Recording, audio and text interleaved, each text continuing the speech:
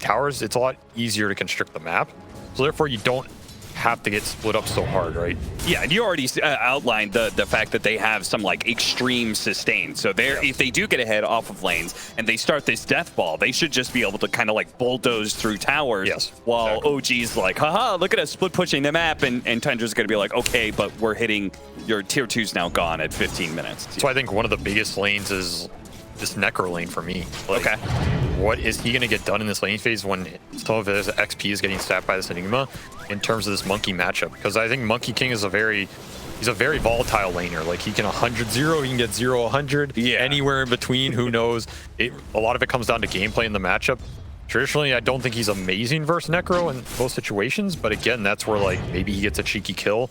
Does the Necro just shove the lane, abuse him at some point, and take that early tower because he gets kicked out? Yeah, that lane can go a lot of different ways. So for me, that's one of the biggest question marks that it's going to set a lot of the tempo for this game. Because it's also how greedy does this Enigma get, right? Yeah, we see him already jungling. Like, Taiga likes to play this Enigma greedy. He's not afraid to just go in that jungle with a Blight Orb and play for his own farm. So yeah, no reason not to. In the Shadow Demon, he abused the change in terrain a little bit, where you're now able to pull from the Dire side in between the tier 1 and tier 2 without running it into the towers. Normally you have to like pull it all the way. Previous patch you had to pull it all the way back behind the tier 2 and tier 3s. So now you're able to just have a little bit more even advantage that Radiant has in that regard. See what happens. Yeah. Early disruption. I mean, this lane's kind of weird as well, because 33 doesn't really want to just push it in because their tower dive potential isn't that high, right? Yeah. This isn't like some Darkseer dueling where you get level 3, you shove it in, and you just dive him into the tower with like Darkseer clock, and this monkey dies a bunch. So it's kind of weird. Like, I understand at some point I do think you want to kick this monkey off the lane if you can, but it's a question of how early can you do that. Yeah, Necrophos Shadow Demon. I can't say I've seen that lane too many times. It's an awkward lane in some ways, but like Necro is definitely going to get all out down here. We already see. Why did they pick the Shadow Demon, in your opinion? It's definitely a hero Tundra likes a lot. Like they first phase it a lot as well. And I think it kind of gives them a small setup with the IO, which always having some more setup or disable with IO is nice. Sure. Like, this hero doesn't have a hard stun, but his ult's a borderline stun. He can disrupt for a torrent or some gyro spells coming in. So, and I mean, this game, like the purge on this monkey can be debilitating in some of those late game fights. Yeah. Disruption save against Mars Snapfire is incredible. Could be good against the Enigma. The Purge against the Monkey King. There are a lot of great things about Shadow Demon. Just maybe not good in the laning phase unless he can land this last shot of poison. Taiga jukes over to the right, doesn't actually die. Is it enough anyway? Maybe. It's kind of looking at the illusions hit him down, and that's going to be first blood. Saksa picks it up. Well, this is really good for Tundra, because this is the lane they want to be snowballing if they can. I think the IO gyro is like always going to be pretty much fine up here.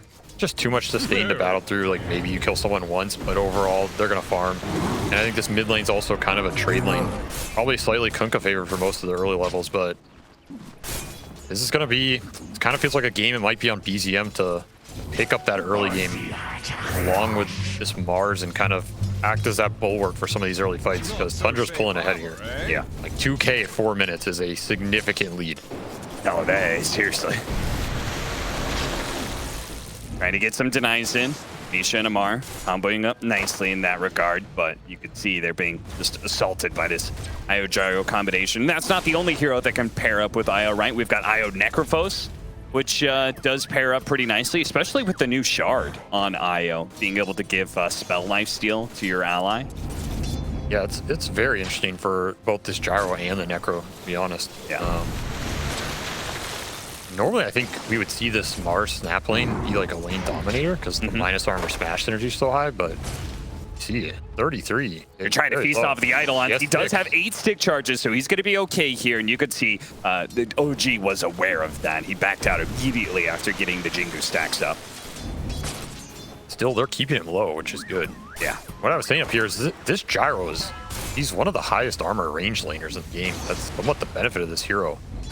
His laning can be really strong in these physical trade opportunity for 9 to be able to follow it up, but no Quelling Blade or anything on Necrophos. Dire's middle tower is under attack. A little bit of a missed rotation, but at the same time, you know, Yuragi's got to think about where this cook is. We see Arena top. Yeah, Snake King has already popped the salve, but he ends up tethering through the arena onto the other side, and that cancels the salve. Either way, probably didn't make much of a difference with BZM there with the added nukes. It's an easy double kill for him. They were up so by 9. Even though he's taken some of the gyros farm in a way. Oh, they do have the relocate on the other side of things. This is what you were talking about, the Shadow Demon being great setup for relocate. Yep. If you don't have some sort of blink mechanism, you're not going anywhere once you get purged. Oh, they're actually going to set up on this relocate back. The question is Snake King going to bring the gyro back? He does not. So he actually accepts his fate. A good read by him. Yeah, they had the ward there. I guess he just read it, huh? Yeah, oh, it nice. seemed like it. I mean, they were even smoked and stuff, so maybe they just noticed that Mars was no longer in lane. They are going to go for the kill here onto 9, with the kisses raining in. It's more than enough damage. The boat is not going to be enough to save 9. And 33 GP too. Yeah, he's going to catch the next incoming creep wave. OG just seems to be keeping a pretty nice fast pace that is keeping Tundra down. Yeah, they've mitigated some of those early laning issues a lot. Can't even catch Soxa here. Dire's top tower is under Super attack. nice by BZM. He's playing super Radiant's well. bottom tower is under attack. Soxa did at least manage to grab the Invis rune away from BZM. Misha tries to go for the giant neutrals and he gets it. Yeah, I almost feel like he has some other sustain item, some other team fight item. They can maybe take that fight a bit easier. You were talking about this net worth being even, but I do not feel like this game is going even at all. I feel like OG is getting everything they want on the map right now. 100 not answering. So much of their net worth's coming from these jungle stacks and whatever, but like, they're not going to have those forever. Yeah, eventually those are going to run out. Maybe Tundra more confident to scale into that late game with IO Gyro than the previous one, but I'm not sure I 100% buy it. BZM. They're going to relocate out. Snake King's going to try for it. The buildup of damage. They do manage to get the stun onto the IO, stopping the relocate out. Skeeter, he's going to be left behind. It looks like Snake King no longer having an exit here. The next round of creeps are coming in. A tether away, and he is out. Still another bad death for the gyrocopter. I mean, talk about heroes if they want to. Oh, the smoke instantly breaking. Mars spotting these heroes. They do manage to get the stun onto Snake King. This is a really good start for them. They kill that 5 position right away. And it's for free. BZM now looking for an opening. Grab Skeeter. He's going to be forced to use his BKB early here and fight back without the IO. And now they've got the black hole on top of him, and he's just dead. BKB immediately activated by Yuragi, but 9, he has nothing. He has no damage behind him, and his BKB is eventually going to wear thin. OG, they seem to have Tundra's number and are completely countering their plays in this series. 33 might just be dead as well as he gets tossed back in by the spear. Yuragi's on top of him. No chance to pop the Ghost Shroud. Ultra kill for Yuragi off of a 1x1x1x1 kill fest. What do you do then? Yeah, at best you disrupt the gyrocopter, but then he's still stuck kind of in the same state. Most likely Amar gonna go for it. Catches the spear on the gyro. Snake King can do nothing to get them out. Even if he had relocate, there was BZM with the AoE silence to cover everything. The additional nukes get the additional kill. Double for BZM, and OG filter into the Roshan pit. Disruption. I think he's trying to see. You're gonna pop BKB here. Yuragi is going to try and back away. The rest of his team's behind him. They actually start throwing out the kisses. They spot Soxa, and you know Amar wants that kill. He's going to be able to spear pin. Easy kill there. 9 showed himself, trying to actually finish off the Aegis kill. Couldn't quite get it. Now BZM is in deep. How much sustain do you have? Him down through all the sustain of the IO, through 33 being right next to him, and it did not matter. 9 struggling to put any damage in and is now pinned with Yuragi, his initial target, getting revenge. Tundra's just crumbling here, like 1x1 TP and easy man fight, even if Skeeter gets to that point.